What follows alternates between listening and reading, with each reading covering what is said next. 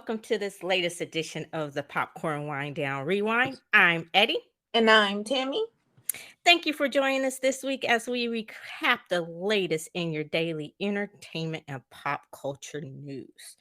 Where to begin this week, Tammy? There has been a lot. First of all, let's start off with the happy news. I want to sing the song. Oh, happy day. Oh, happy day.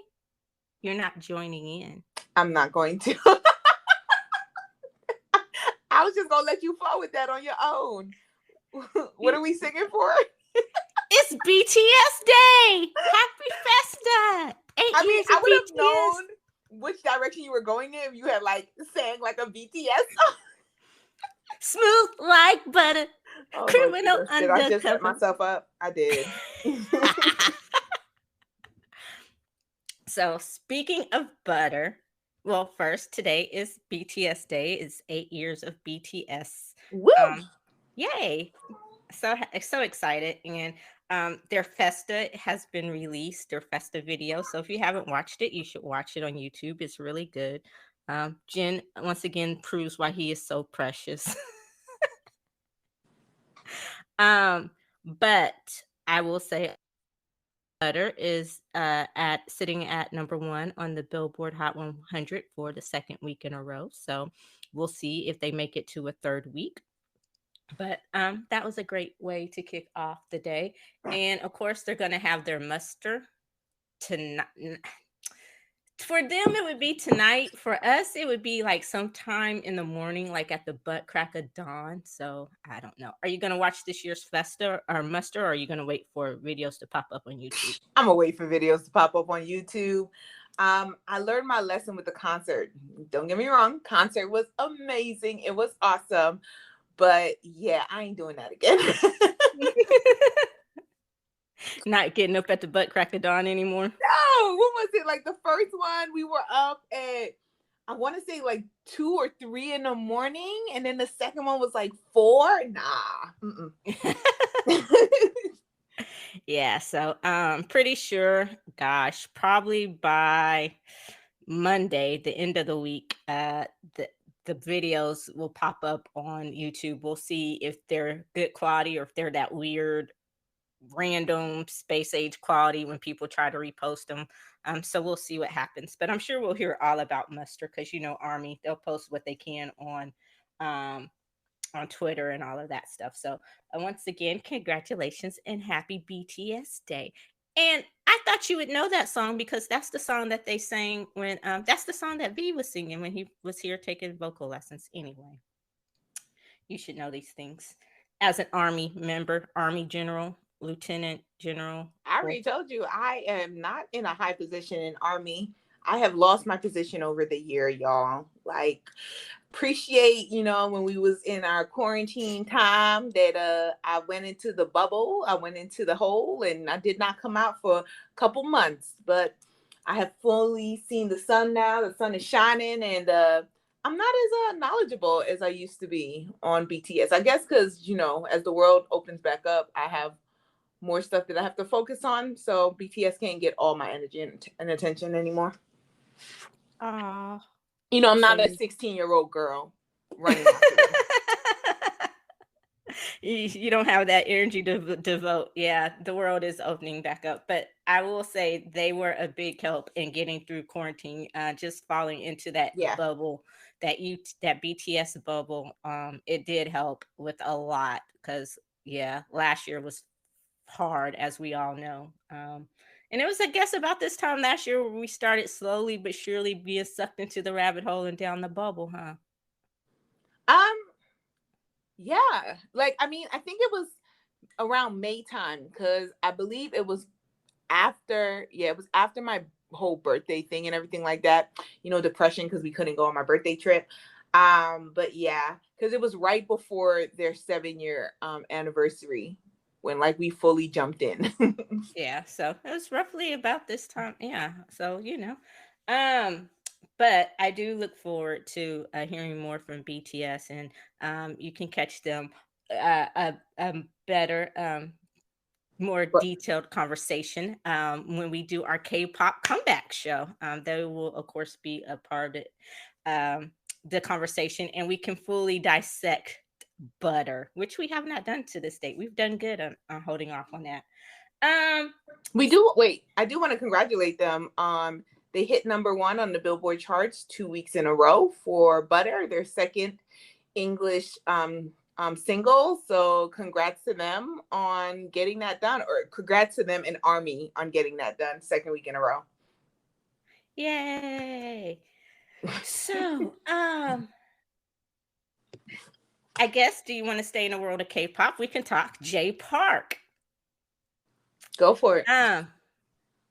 Yeah, Jay Park faced a little bit of controversy over some remarks that he had made in one of his songs. I forgot the name of the song, but he was making a reference to Muslims, and I guess cancel culture kind of reared its semi-ugly head in what we've come to know.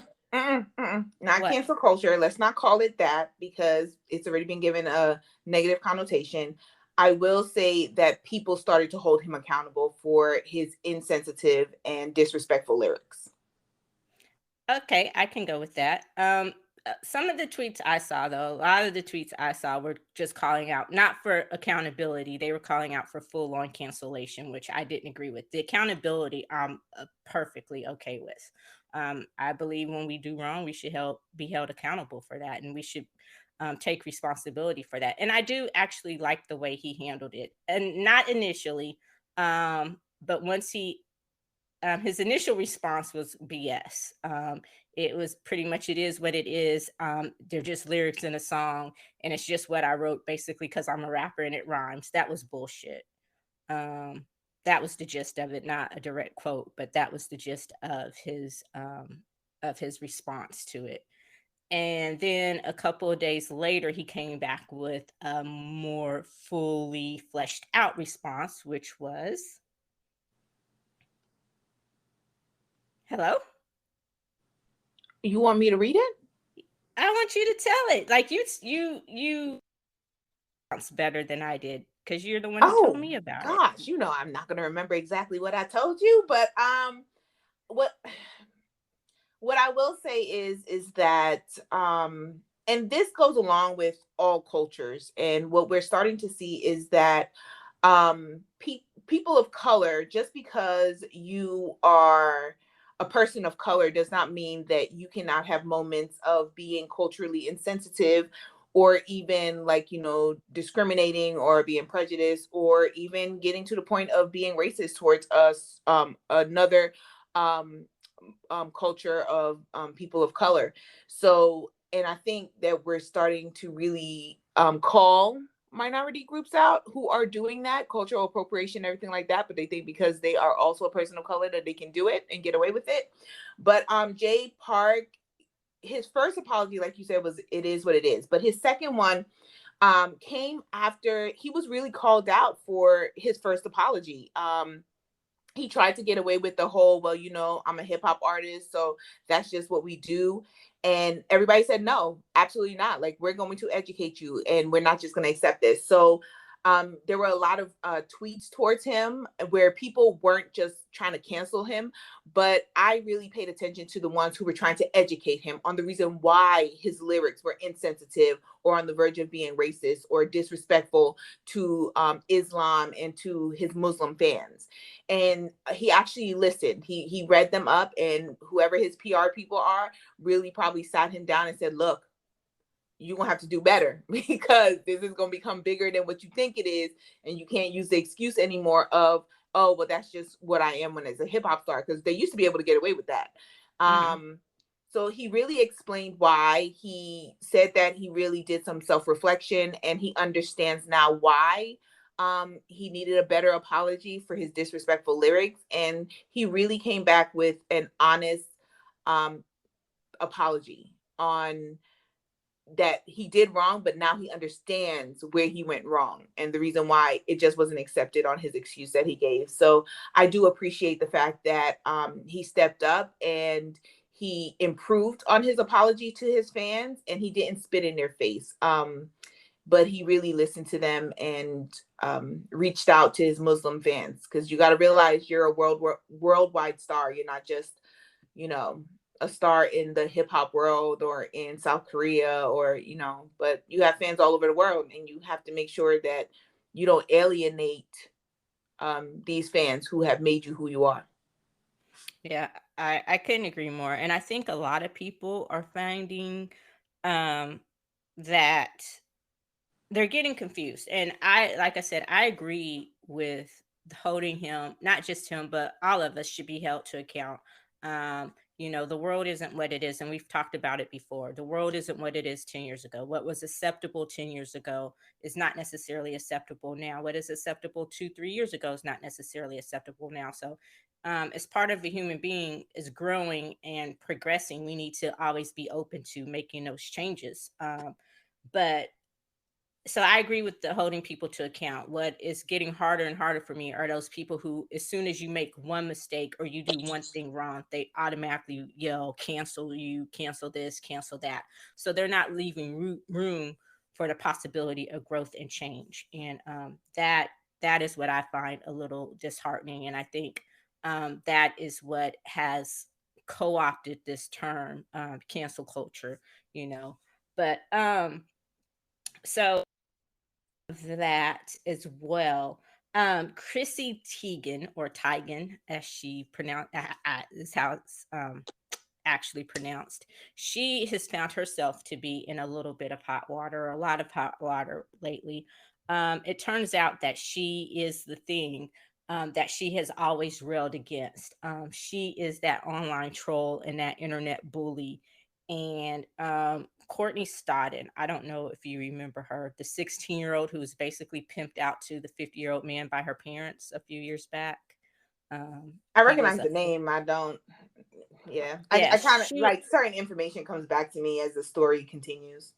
Yeah, she was 16, and her parents basically pimped her out legit to this quote unquote actor name. I can't, his first name is Doug. I don't even know his last name, but they basically signed off on their 16-year-old daughter marrying this man for acting lessons and, just to get her into the business. And she did become famous because of that, like internet famous and all that kind of stuff. And he turned her basically into this sex bot, like had it was just disgusting, all that her parents and this 50-year-old man did to this 16-year-old. And the media, they were not very nice to her. And I remember thinking, gosh, she's 16. She's pretty much still a kid. It wasn't her choice to basically marry this old ass dude. But anyway, so apparently, at the height of all of this, Chrissy was sending her DMs and sending and tweeting stuff like she hoped she kills herself and how she was disgusting and how she was a whore, all of these things. Well, 10 years later, Courtney Stodden is divorced from that dude, and I don't know what it was. She got engaged to someone else, but she was just giving an interview for something, and she was saying, and I don't know, talking about bullying and all that stuff. And I guess somehow Chrissy Teigen came up, and she was like, she was one of the worst bullies that she faced, especially considering the hypocrisy about how she's always railing about people bully her and all this other stuff. But and so she pretty much gave a Jay Park apology, something like, oh, I'm sorry, I was a troll at the time, and I apologize. And she says that she tried to reach out to Courtney and her team and offer a sincere face-to-face apology or a more personal apology, and they're like, no, that's never happened. So now she was supposed to be in the second season of Never Have I Ever. I'm not sure what her role is, but she dropped out a week or so ago. She dropped out of Never Have I Ever, and they say she's losing endorsement deals and all this stuff.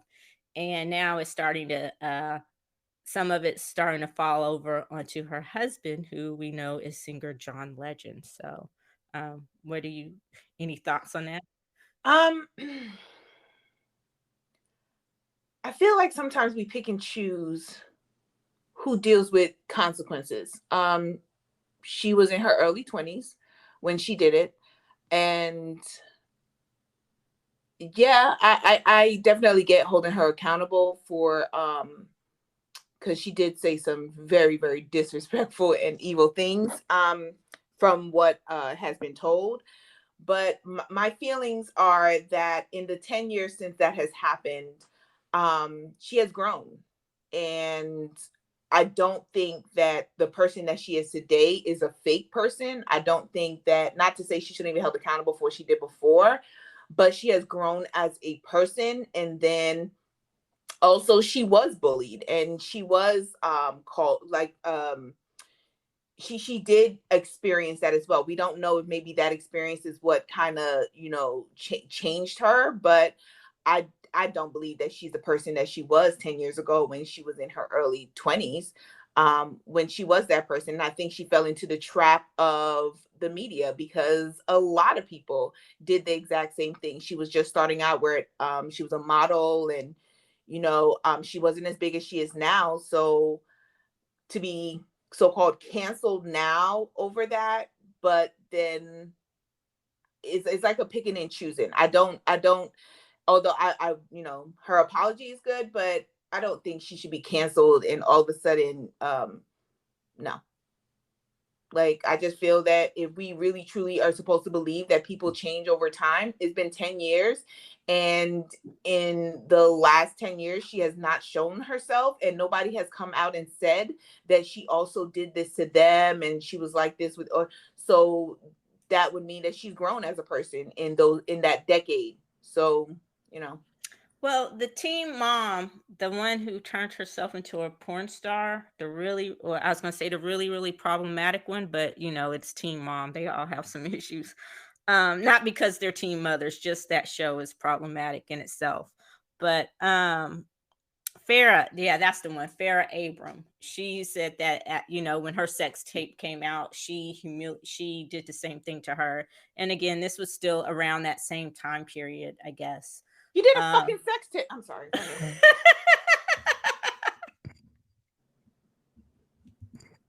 You became a porn star after you and your kid was famous off of a teen show on Teen Moms, which the concept was supposed to be kind of showing that, you make mistakes, but then you're also, owning up to your mistakes. And you became famous off of that. And how did you use your fame? You went and became a porn star. Well, I, I don't make the news. I just semi sort of report it. But that was funny. Your snap reaction. Um, I'm gonna agree. We do pick and choose some of the people who deal with consequences. And I'm going to say that I have a love hate, not hate. That's a bit strong. I have an off on relationship with Chrissy Teigen. Like, we were together yesterday, but we're not together today. No, that makes no sense. But um, I I like her. I do. I follow her on Twitter sometimes, and some of the stuff she says is really funny. And then um, some of it is really outrageous. But I will say, as a person who follows her over the past few years, I think, like you said, you see an evolution in her tweets and the stuff that she says, where it has toned down a bit.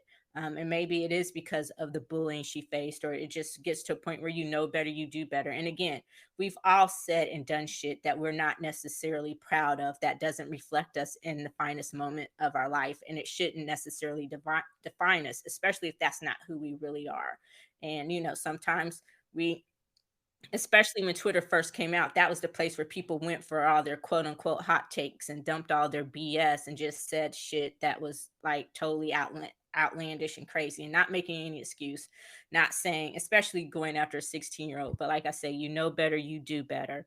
Apparently it was her choice to leave Never Have I Ever. That is the official story. I know you in your cynical mind is going, yeah, right. But It's the best decision. I yeah. would say it's the best decision, but So we'll see how this plays out, and and I agree.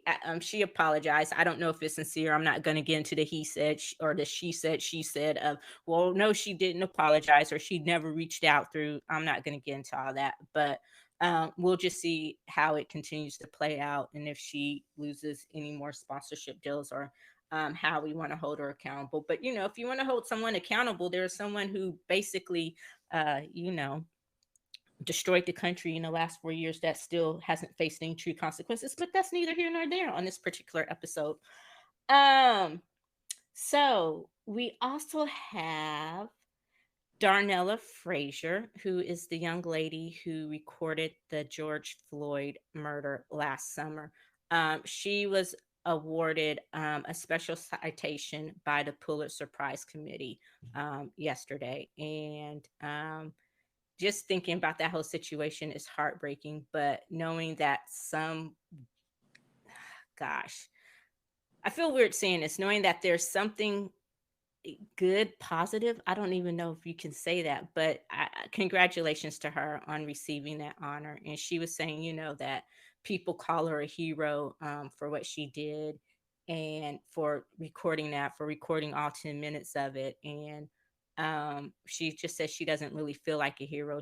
She's still dealing with the trauma and still trying to heal from that event. And at the time when she recorded it, she was 17 years old. So, um, you know, uh, but she Just did because the you don't world. consider yourself to be a hero, don't mean you are. I don't think it's wrong to see certain good that's come from it. It is extremely sad that George Floyd had to die in that way, um, in order for us to see people rise up and certain things change, or certain people's mindsets change. Because I think that's one thing that has really come out of this, is that people have really started to have honest conversations about what the Black community has been talking about for, I want to say, decades. Um, and by people, I really do mean white people having these types of conversations. I don't think it's wrong to look at um, things that have positively come out of this, and people like, oh, well, I don't want to talk about that because, it's just so sad. And it is. But we also have to acknowledge the fact that in order to want change, we have to accept that usually change comes out of tragedy. And this was a tragedy that happened, and this is where change is going to happen, hopefully, and continues to happen. But her getting the Pulitzer and being a hero to tape it, she is. She is, because if she had never had the guts to do it, we never would have seen it. And we wouldn't have seen, the result of the trial, of him being found guilty and going to prison for choking a man to death, basically. So yeah, I'm gonna, see the positive of this and say congratulations for her getting the Pulitzer. Sad moment, but congratulations on that. I agree. Congratulations. And yeah, and I think that's the thing, is we've spent all this time.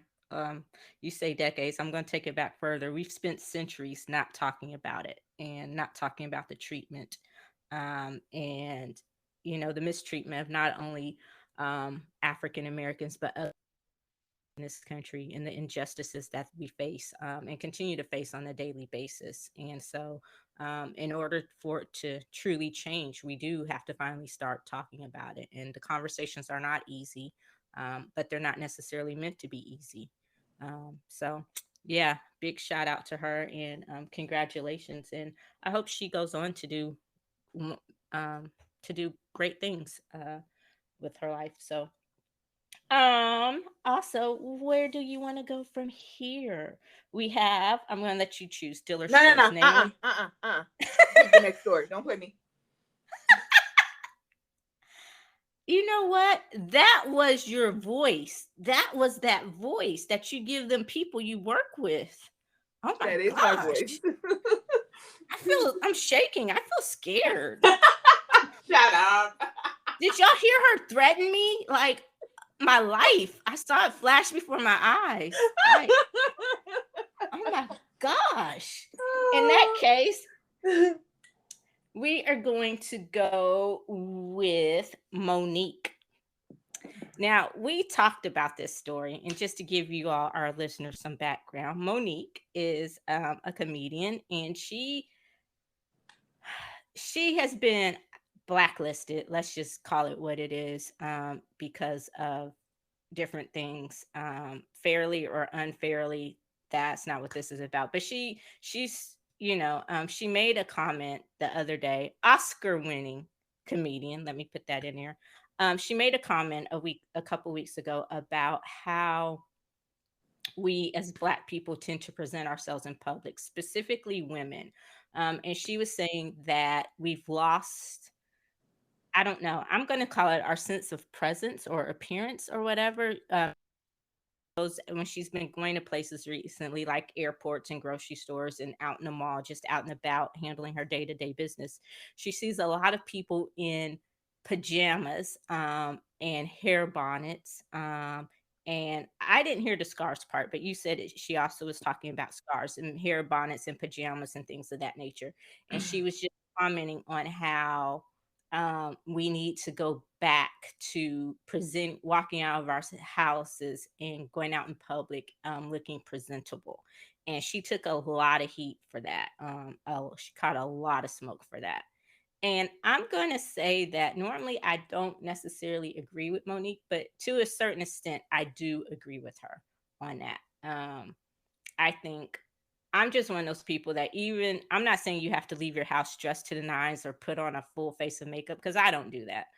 But I don't go to the store in my hair bonnet. I may go in some raggedy sweats. I may throw a baseball cap on my head, but I don't go in my hair bonnet that I sleep in. A scarf, I don't have a problem with you going to the store in a scarf, or running your errands in a scarf or anything like that. But the hair bonnet and the pajamas in the middle of the day, and I understand sometimes we just have to run to the store real quick, or if it's late at night and you're just running to the store real quick.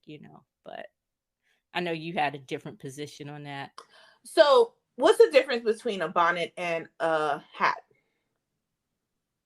Because I sleep in my hair bonnet. I think of that as like, and that's what hats are for, to put it on your head. I don't sleep in a hat.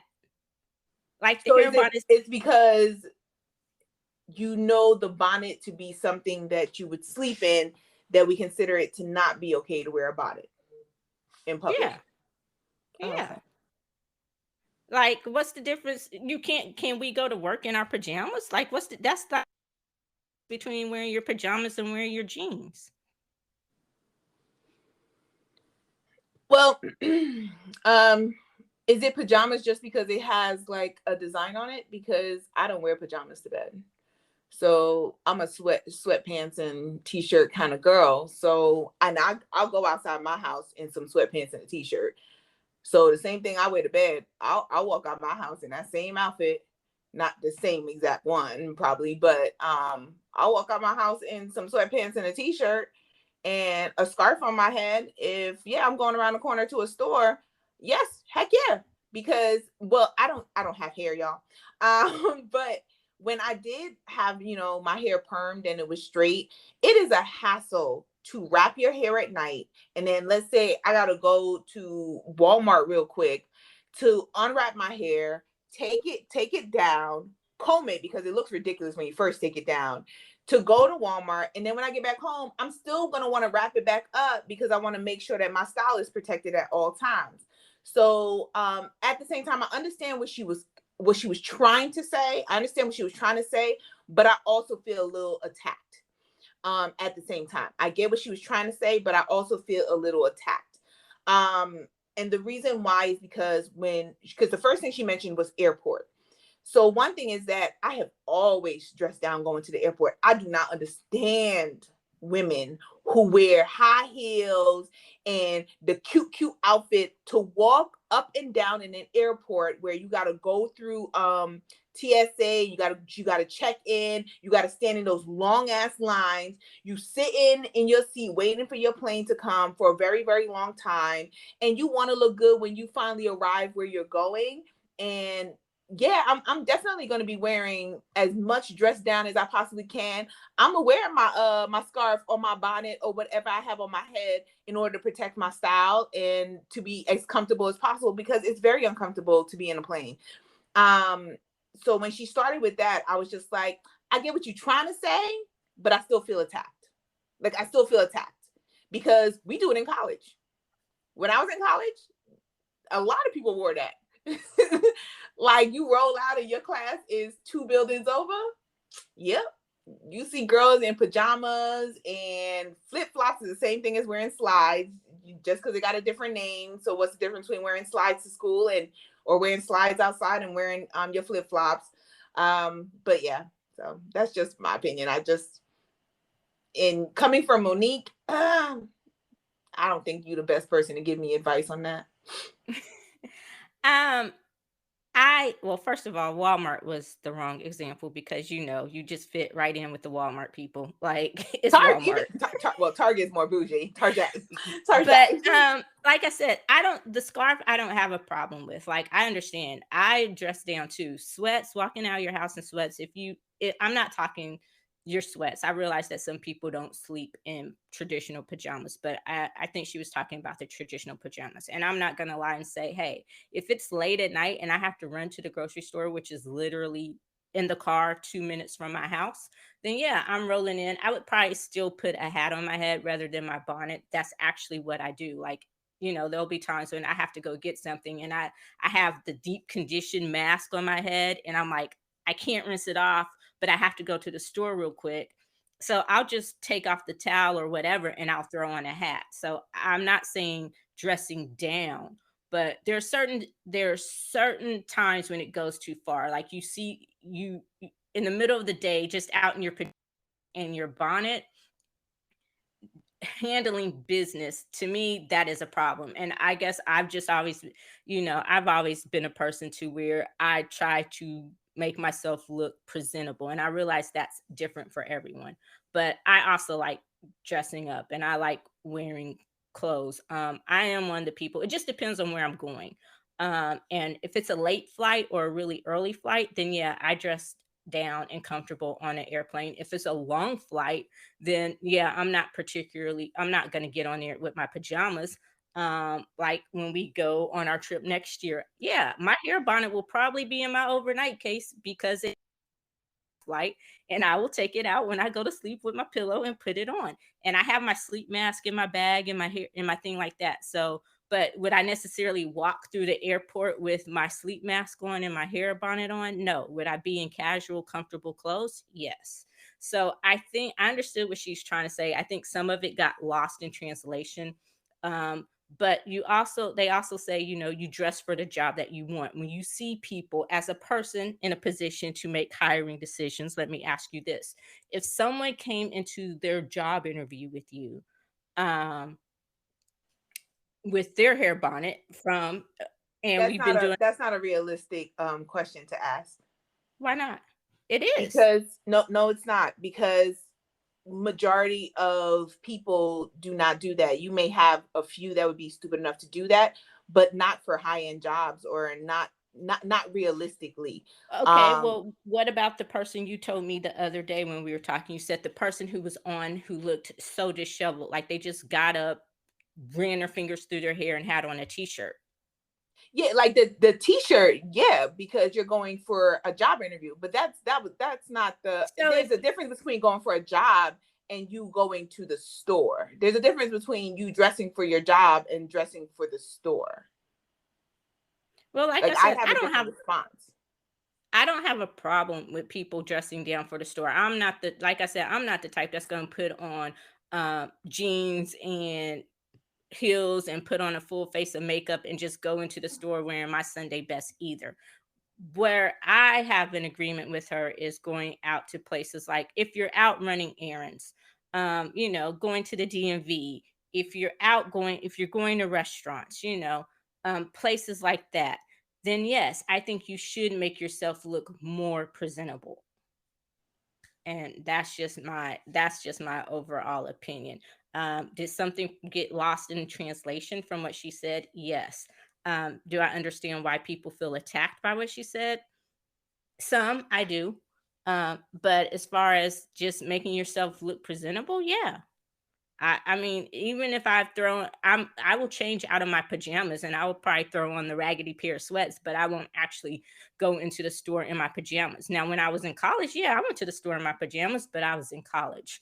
I went to class in my pajamas. I was in college. Hell, when I was in high school, we lived right across the street from my high school. There would be days when I rolled out of bed and literally went to school in my pajamas. But, dress codes and stuff like that were a little bit different then.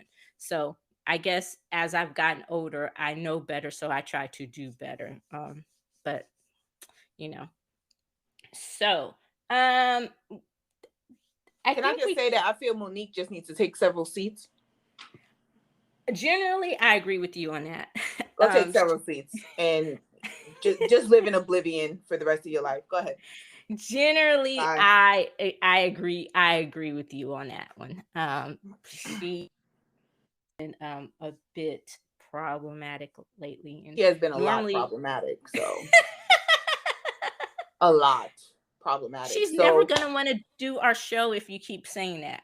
fuck no. She'll never be invited to the show. I don't care how big we become. Fuck, I gotta talk to Monique about. Get out my face. Please. You just getting me there today, Eddie. Because I'm Eddie's trying to test me. magnetized. I am being tested today, y'all. It's my magnetism. I can't. Oh my gosh. Okay. So Naomi Osaka, the fallout continues from that, which I think is ridiculous. I don't understand why this has become such a big deal in a negative sense. I think we spoke on it briefly, where she basically was forced to withdraw from the French Open. What? She was not forced. She made the choice. She made the choice, but it came. She made the choice. I will say she was basically forced, and this is why I say this, okay? Because before she went to the French Open, she had said that she wasn't going to do press for her mental health.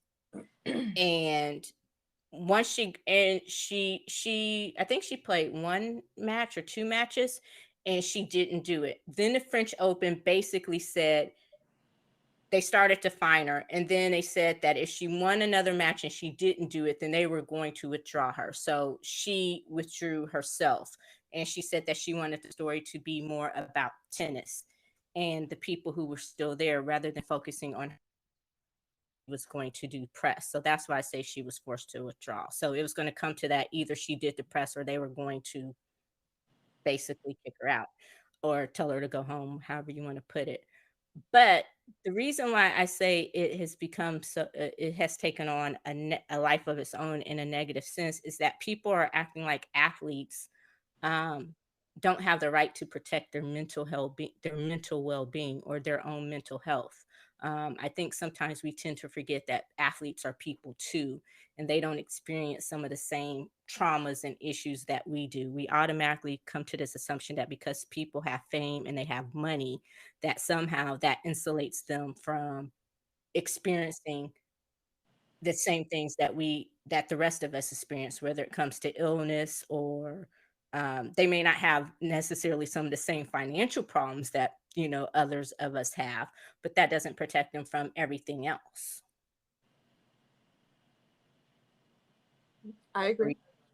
Oh, so and you just hear all these people saying that that she's spoiled, and that why, if you have all that money, why does it matter? Why not just go talk to the press?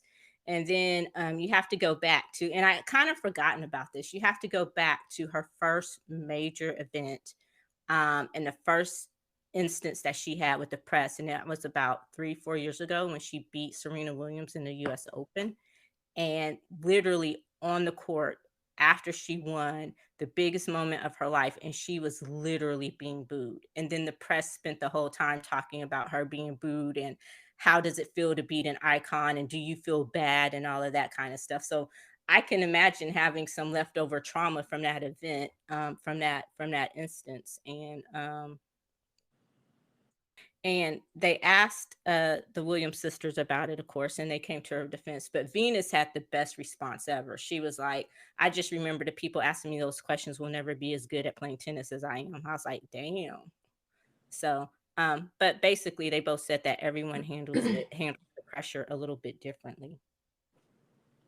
Um, so I guess like I have a both sides thing of this. So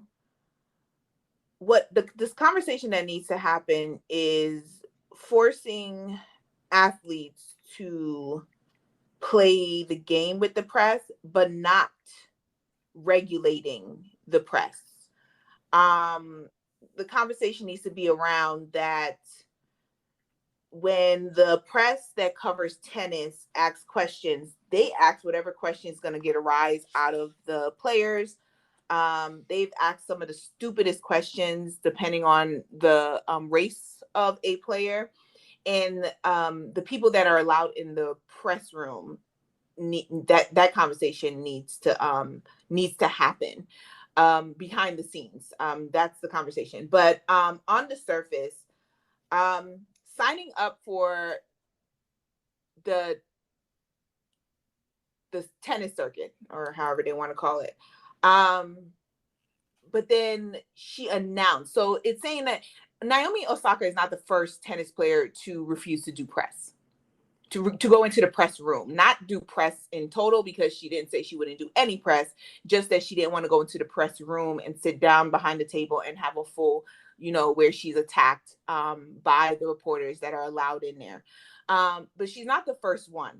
What she did was she announced it ahead of time, giving them the opportunity to react the way that they reacted. There have been the Serena and Venus have done the same thing, where they have refused to go into the press room after winning a match, especially when they were first starting out, and the press did not know how to respond to the Williams sisters being as amazing as they were. These two Black girls from, I want to say South Compton. LA, but Compton. Mm-hmm. Yeah, these two Black girls from Compton, teenagers, and not knowing how to react to a sport that had been dominated by white people since its inception. So for them to come in, there have been moments where they have refused to go into the press room, and they have just paid the fine. And there have been male tennis players who have done the same thing. Naomi announced that she was not going to do press. And she said, I'm willing to pay the fine. Fine me. Because they thought that she would back down when they fined her. That's what they thought. They thought, well, we're going to fine you $15,000 and she's going to back down. And they fined her $15,000 after the second time. And she didn't back down. She paid her fine. And she was just like, okay, I'm going to get prepared for my next match. And they were like, wait, no. Mm-mm. That's not how this is going to go down. Now we're going to threaten you where you won't be able to participate at all. And I think their response was very, very negative. But at the same time,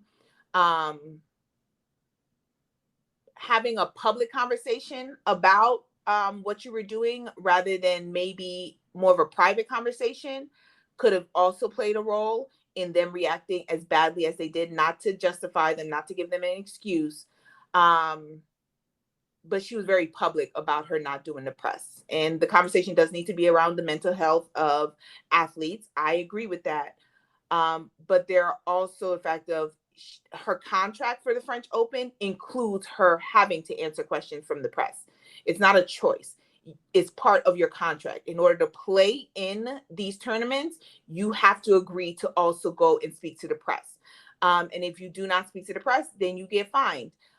You continuously do it over and over, and you say you're not going to do it for the whole entire tournament, then yes, they're going to have a different response because they've never actually had someone say they were never going to go into the press room and have that. So I think that a deeper conversation on the behind the scenes more than, I don't know. Like I am fully supporting in her, like just stepping away and saying, well, then I'm just not going to play.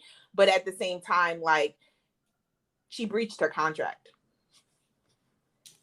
I think she thought, well, first of all, do you think they would have done this for a different tennis player? Second, I think she thought, and she did say that she could have probably handled the conversation and gone into more details about why, because some people think now, oh, mental health is that latest catchphrase or that catch all to where, oh, you're using that as an excuse, but so she did acknowledge that. But here's my thing. Um, they could have given her a pool reporter, meaning that they could have given there were compromises that could have been made instead of going from 0 to 100. And hey, um, we're gonna put our foot down. We're gonna come down harder on you than anybody else. We're gonna make an example of you. Um, they could have given her a pool reporter, and basically that's 1 or 2 reporters that are allowed in, and they go back and they ask the questions, and then they just distribute the answers in the interview to all the other reporters so they can go back and report on it. That's how that works. So there are things that could have been made. It's not like she made this announcement the day of her match and just decided not to go. So the French Open, they knew well in advance, or they knew in advance that, okay, we have this player. So they could have reached out to her and said, hey, how can we solve this? How can we fix this? What compromises can be reached? You're one of the most popular players on the circuit. She's ranked in the top 5, 10. So what can we do to help you? What can we do to make this better? How can we both reach our goal? How can we preserve our mental health yet meet our press obligations as well? So that is a conversation. Like there should have been some meeting in the middle.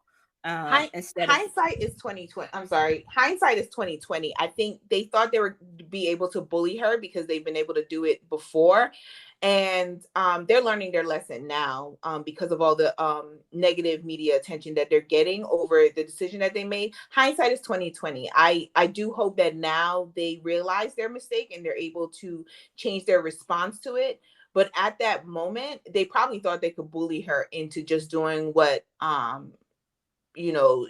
basically she signed up for, and she told them no. She was like, no, I'm not gonna be bullied. Like, I'll just completely walk away and let's see how much attention you really get with me not playing, kind of thing. Because she took a lot of attention away from the tennis circuit with this whole decision that she made. But hindsight is 2020.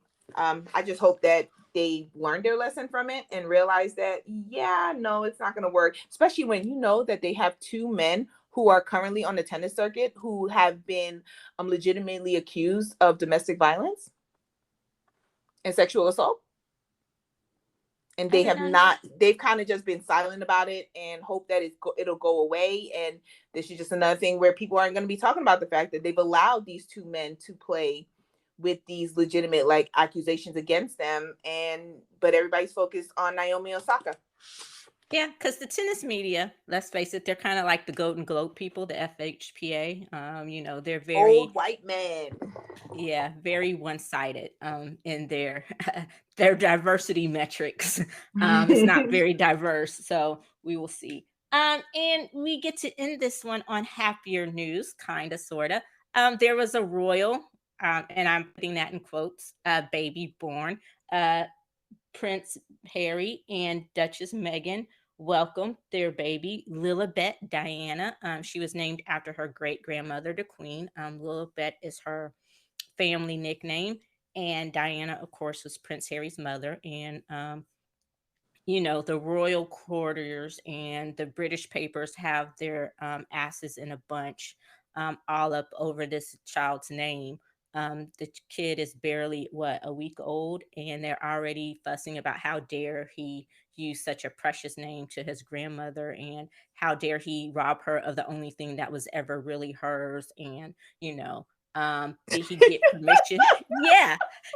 Yo, that's such a, oh God, let me stop. Did he get permission to name the kid this, and how dare she? And then they wanted to know, is Meghan actually listed on a birth certificate? Because they actually removed her name from Archie's birth certificate. So, and well, the kid was born in California, so yes.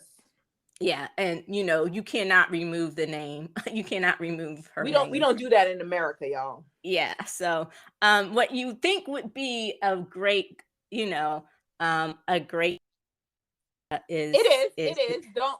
I would not dare give them any type of leeway on taking away the enjoyment and congratulations of her safely giving birth to her second child after the heartbreaking miscarriage that she had last year. So yeah, full congratulations, and the British press can go fuck themselves.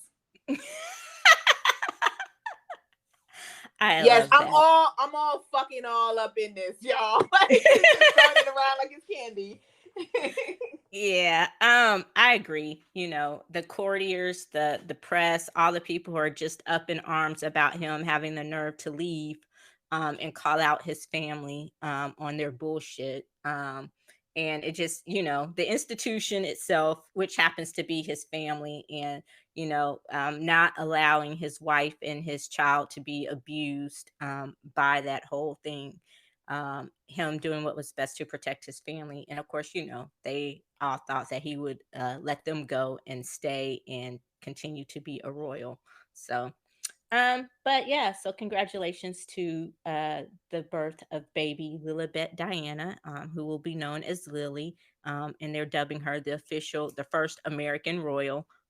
Technically, they still have their titles, so they just don't use them publicly. Technically, he's still a prince. I don't fucking care what they say. He's still a Yeah, prince. So he's at the still end a of the prince. day, It's his kid are still a prince and a princess. Yeah, Like, they may not have the official title because they're not going to give it to them, but your father is a prince. Like, give me a break. yeah, and they're still upset because now he goes through personal channels to talk to his grandmother, and he talks to her mother, whom he adores, and not the Queen of England. So that also has everybody up in a bunch too. Anyway, I wouldn't want to trade that in for anything, but congratulations on the birth of baby Lily. And I think that does it for this episode of Oh, yeah. I thought I had something else to say. I guess my magnets are colliding. The 5G is Oh, interfering. goodness gracious, y'all. It's time to go on that note, Eddie. It's time to go. But be sure for the latest in your daily entertainment and pop culture news to check out the Daily Wine Down on the popcornwinedown.com. That's the plug. That's it. Pop, pop, pop. And be sure to catch up with this and all the other podcasts you may have missed, including the original OG Popcorn Wine Down and extra butter episodes, aka Tammy's version, the bonus episodes. So would extra butter be the remix? I'm just I'm not asking. acknowledging you right now. I hear that. I feel that. Um we're gonna have to video this one day so they can see the looks that you give me, because I can imagine them, but I just know. Anyway, that does it for this episode of the Wine Down Rewind. And until next time, thank you for joining us always. I'm Eddie. And I'm Tammy. Bye. Peace.